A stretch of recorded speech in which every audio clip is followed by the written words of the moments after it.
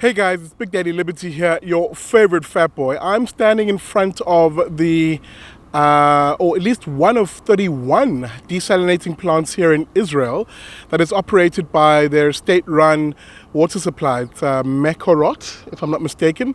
These guys desalinate approximately 1 million cubic meters of water every day. And they provide about 70% of the country's water, of which 80% is drinking water. Now, you've got to understand that that is a massive operation, and it's testament to perhaps the focus of the Israelis since about the long drought that they had between 1998 and 2006.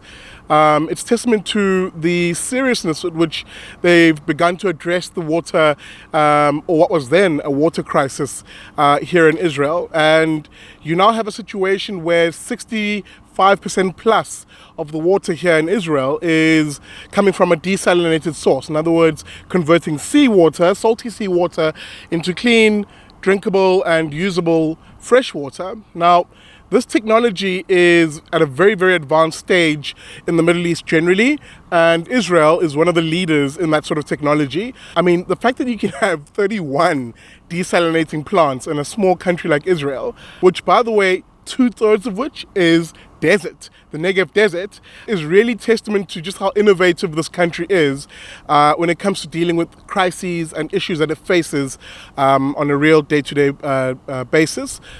You know, I've always been a big proponent of desalination as a technology that addresses semi-arid and actually arid parts of the world to be able to provide families with clean drinking water, because water is a necessary resource, much like electricity is, much like any other basic commodity essentially that allows families, ordinary people like you and me, to be able to conduct our day-to-day business. In this regard, the Israelis get it right. This is why I find it absolutely dumbfounding that the South African government and really the ANC, because of their particular ideological slant, would not necessarily approach a country like Israel and actually ask for assistance. Now, I know we have South African companies that can do desalination, and these companies are very good ones, and, kudos to them. But one can't deny, when you look at the scale of things, that Israel is leaps and bounds ahead in terms of practically implementing plants that supply water, bulk water supply to not only big cities, but even the most remote and rural parts of the country that are literally desert. The Israelis have literally got it down to a fine, I don't want to call it a science, but a fine form of governance essentially to be able to roll out bulk water to their big urban centers that have millions of people in them, down to your more rural parts of the country. In fact, I'll show you in the next segment when I head over to Mizpe Ramon, which is a small town in the middle of the Negev desert, literally, but they don't have a water crisis like a major urban center like Cape Town, funny enough, which happens to be right by the sea, has. And that's testament to good governance and essentially a local set of leadership here that know what to prioritize and how to prioritize it. And they bring in, it's not just government that supplies it. I mean, they've got a national water SOE, if I can call it that. I mean, the one I've just mentioned, Mekorot. But really, it also purchases electricity from the market. It has private companies, and it encourages private companies to come set up shop, set up their desalinating plants. And in fact, I think last year they put out one of the biggest tenders, a tender for what will be one of the biggest desalinating plants in the world. So again, Israelis, they're jacked up. They know exactly what they're doing, and if there's one thing I've learned from the Israelis as a society and as a government, is that they're not perfect, and no government will ever be perfect. And really, me and my particular view around government, but insofar as it leverages on the market to be able to do things, roll services out, pretty good at that. And you see it in being able to turn a desert into, in many cases, beginning to reintroduce forests in what were desert areas. And for that, I think we South Africans can definitely learn from that.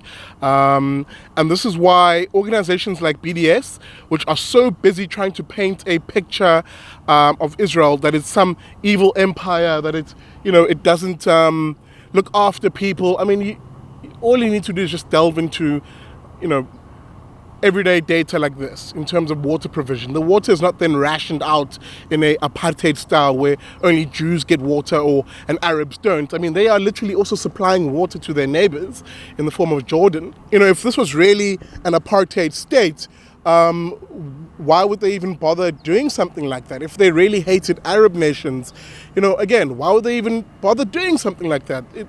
Guys, it's the whole notion of appearances versus reality. And really, it takes coming to Israel to be able to see that the appearance that is projected by anti-Israel and anti-Semitic groups like BDS versus the actual reality, there's a massive gulf between the two. But again, I'm not suggesting that there aren't any problems. Of course there are problems, like any other society in the world. But insofar as Israelis are able to just get on with things, and insofar as their government gets on with things and delivers services to people so that they can go about their days and pursue their own self-interests, knowing that their basics are looked after, Israel is top-notch in that, man. They're doing what they need to do. These are the lessons I think South Africans and South Africa needs to learn. And as soon as the ANC gets its act together, I'm trying to find polite words to say that, they can actually begin to learn from other parts of the world that are facing similar, if not the same, challenges as them. And that includes the DA, by the way, because the DA runs the Western Cape. And yeah, granted, I know that the water thing is a national issue, blah, blah, blah. But at the end of the day, here's a provincial government and a local government in Cape Town, at least, which could at least be quite openly and quite vociferously saying, hey, we need to learn from other parts of the world, other parts of the world which are arid also and are using this technology, instead of having these sort of annoying fights between them and the ANC. And I must say, when I used to be in that whole fracas, I too would have those blinkers on and just sort of say, oh, it's National's fault. And it's like, hey man, move beyond this nonsense. Like, there's a whole world out there and people around the world are doing some amazing stuff, and we South Africans need to reclaim our place in terms of being innovative, getting things done, using the market in order to provide quality basic services and other services, and essentially allowing people the freedom, the liberty, if you will, to be able to pursue their own interests, knowing that their basics are looked after. And as I head towards the Negev desert and into the desert itself, to be able to show you a small little town in the middle of the desert, not a single water issue there. And that's the kind of society I think we want to become too, where even those who live in the most remote parts of South Africa shouldn't have qualms and issues around accessing water, accessing electricity. It's your choice, man. You get to decide what sort of society you want to live in. A society which favors market approaches to things, innovation, and a private sector to be able to pull off amazing feats like bountiful amounts of water in a desert, or a society where your politicians talk and romanticize socialism and communist ideals around essentially more state control, centralized planning, putting themselves into positions of power, them deciding who are the winners and losers in society. Is that really what you want? That's the question, man. But essentially, let's talk water today. You are on the Big Liberty Show. Okay, so I'm driving through the desert and you see these signs warning against camels in the middle of the desert. You then sort of find yourself worrying, looking left to right. I'm in the middle of the Negev desert, and I mean the middle of the Negev desert. The Israeli government, with a private sector, booming water sector here in Israel, is literally able to provide a water faucet to the middle of the desert, and these literally stem all the way into the desert, into the more deeper parts of it. These are the water faucets which allow the Bedouin community to provide water for their livestock, because they are goat and I think sheep herders primarily, and historically they were nomadic, right? They were historically a nomadic people. And I finally get to Mizpe Ramon, and it's absolutely beautiful. I mean, it is just insane. It's literally in the middle of the Negev desert, quite close to Jordan. And you see these wonderful homes that could be in any sort of affluent neighborhood in South Africa. And this is where you realize that the power of getting things right and using the market helps. This is a desert town, relatively small population, but it is a growing population. In fact, if you look in the far distance behind me, There is actually construction work. But what I really wanted you guys to see is the reservoir, the water reservoirs that are back there. Again, testament to the point I was making that if you have an administration which leverages on the power of the free market and leverages on the power of private sector specifically to provide services, you can actually build essentially a desert oasis where there is a return of the private sector in small, what used to be dying towns like this. I mean, one of the sort of well-to-do ad agencies is based here in Mizpe Ramon. In fact, some of the images I'll probably show you just now are of one of the most expensive resorts in Israel, here in Mizpe Ramon. Including, of course, the visitor center, which allows you to have a look at the crater. Guys, it's not rocket science. It really isn't rocket science. If you provide the basics, your water, electricity, safety and security, a good education, etc., etc., I can go down the line. If you provide the basics and essentially give people the freedom, the liberty to do the rest, things happen. People are able to create markets, and from markets, income. From income, people are able to support their families. And you have communities develop like this one. This is the lesson that I think my government in South Africa needs to learn. Allow the private sector to do what it does and allow people the liberty to essentially be able to pursue their own interests and make things happen.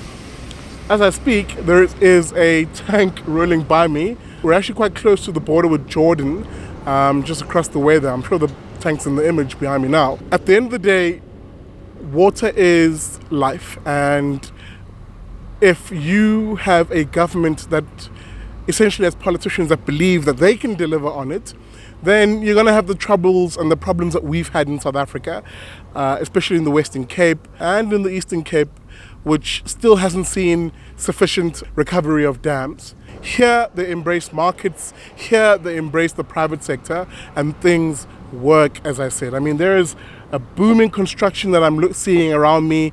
I mean, even in small towns like this one in Mizpe Ramon, you know, you're seeing commerce, you're seeing families. I mean, something I haven't seen in a while. You know, families, kids playing outside freely. If this country can do it, if they can show the sort of resilience that allows them to live out in the desert, the sort of innovation which allows them to create an oasis out here in the desert, you know, what stops us as South Africans? We have just as much grit as Israelis, and we have just as many innovators as the people here. The issue becomes how you organize governance. You know, do you have politicians who essentially put as much and as many resources at a local level and into the hands of families and communities? Or do you have politicians who are drunk on socialism, drunk on collectivism, and believe that they need to centralize power and centralize control within their hands? That's the choice. Now, the Israeli government, not perfect, and it has its statist forms, iterations. However, they do understand the power of at the very least, allowing citizens and individuals and families to be able to pursue their own self-interests and to grow their own income, from that income savings, from those savings to buy options. And where they play a role, they play the role to the best of their ability. That is what a functional society should look like. It always leans on the side of liberty, and our role as classical liberals, our role as freedom-loving people is to always push society towards essentially embracing more freedom and not less of it. Definitely more freedom for the families and individuals, and not more power and authoritarianism from politicians, even if they're your favorite politicians. Because I know some of you are watching this and thinking, well, but my politician is going to be just fine. He's going to do a good job because he wears red and a beret, or he wears yellow and he smiles and he's so friendly and gregarious, or he wears Mandela shirts and his Smurfs wear blue. You know, you may have your favorite politician, but to someone like me, it's irrelevant. What I want is essentially power and the resources to be devolved down to the family level so that you make the decisions. You, the father of the household, the mother of the household, you are the decision maker for your family. You are the decision maker for your own life. You own your own life. You own your own destiny. Take responsibility for it. And again, I must say this is not a libertarian society. I'm not suggesting it is. But insofar as people here have freedoms to be able to pursue what they want to do, I see more of that here than I do in South Africa, and the results are telling. Functional societies, safe societies, relatively safe, aside from the terrorist incursions that happen, and essentially a people who are rooted and focus on things that they care about. Their religion as a Jewish state, their culture as a diverse grouping of people, both Arab Jews, Ethiopian Jews, and again, when I say Jews, I think we as South Africans have this fixed notion of who they are. We sort of assume that they're white, sort of Ashkenazi origin Jews. They're not. They're diverse here, man. You have Sephardic Jews, you have Ashkenazi, you have Ethiopian Jews, very, very diverse communities. And you see it in everything from the dialects, right, to the food that they enjoy here, to the very communities, man. I was at the Ben Gurion Memorial, where their first prime minister is buried, and they hold him with a lot of reverence, almost like how we hold Madiba with the same reverence. And there were a whole bunch of school tours that were arriving there, and you would have thought you were in South Africa. Black kids, white kids, some Asian kids, an eclectic mix of people, diverse groupings. Obviously there to pay homage to their first prime minister. But I just thought to myself, this is what South African society should be like, middle class people enjoying higher standards of living, because essentially there's a good relationship between what government does and specifically what it doesn't do. In other words, how it takes a step back and allows the private sector and markets to work. That is the mark of a good society, and Israel is that society. The point is this: my time here in Israel has really shown me that if you can organize your government and organize your society, it won't be perfect. But if you can organize them to lean strongly towards the side of liberty and towards the side of allowing families and individuals to decide what is good for them, what is best for them, you will have a society which, no matter how difficult your environment is, can thrive. I mean, if the Israelis can make it in a country which is 2/3 desert, the Negev desert, where I am right now, then I don't see how we South Africans can mess it up if they can do it. We have just as much grit, as I said, and really all it is now is for us, the people, to fight for good ideas and to actually begin to shun those within our society, the crooked coalition of trendy lefties and their politicians, shun them and put them to the one side and say, actually, we want freedom, we want liberty, we demand the right to own our own lives, to decide the course of our own lives. Those are the ideas I fight for. I don't fight for white South Africans, I don't fight for black South Africans or any other racial grouping. No matter how stuck in racial nationalism you are in your mind, I'm not there. I fight for all South Africans, all freedom-loving, family-orientated, law-abiding people who want to build something which is enduring, which actually they can hand on to their kids. That is the society I want. That is what I fight for. Guys, Israel is a testament to that. I'm super glad I came here. I think it was a very strong... it was a learning experience, and it was also very emotional for me on a spiritual level, as someone who is converting to Judaism, to see a society that just places that in action. But in the same breath, doesn't prevent other people and their own faiths from following their own religions. It doesn't. You have freedom here, man. You have freedom to pursue whatever you want, to be whoever you want. I mean, I've met atheists here who say, hey, you're converting? Good for you, but we're atheists. I've met Muslims here who are just like, hey, man, whatever. We have our own communities. We have a strong... a strong religious community. You have Christian communities here, man. People live and let live. And this weird notion that somehow this is a segregationist, apartheid state, I don't know. I haven't seen it. And the people I've spoken to have not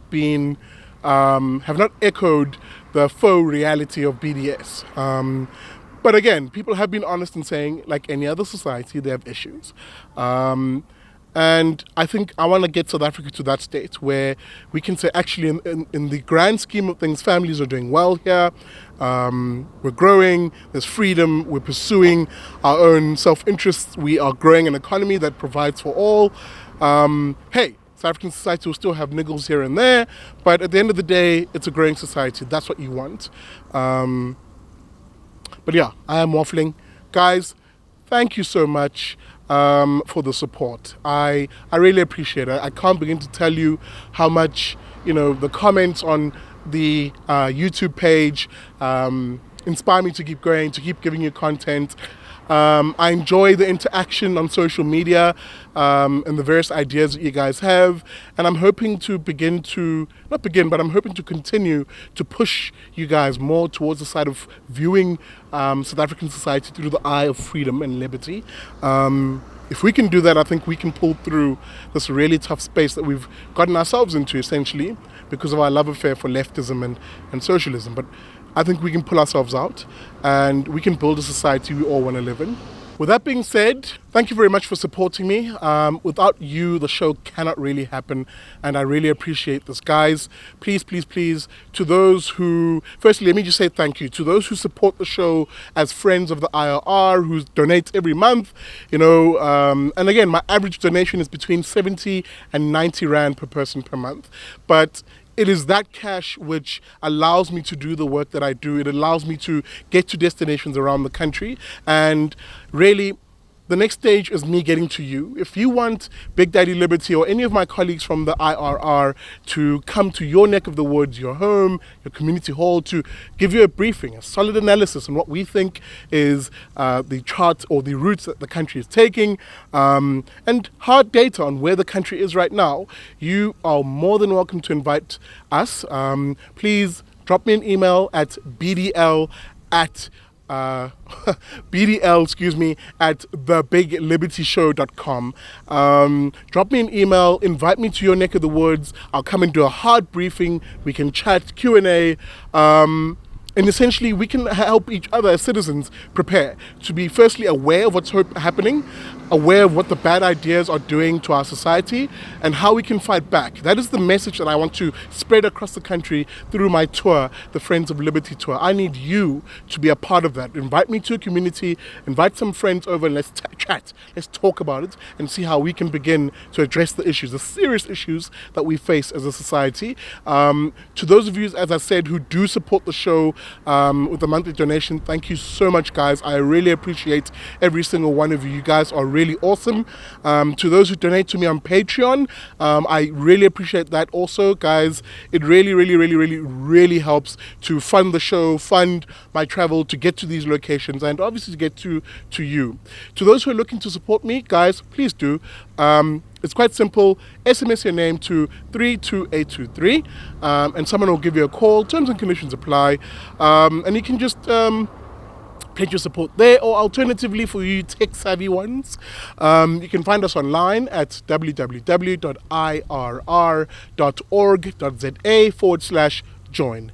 And you can sign up there, a monthly debit order to support the IRR and your favorite fat boy, Big Daddy Liberty. Guys, thank you so much. This has been the Big Liberty Show, coming to you right now from Mizpe Ramon in Israel.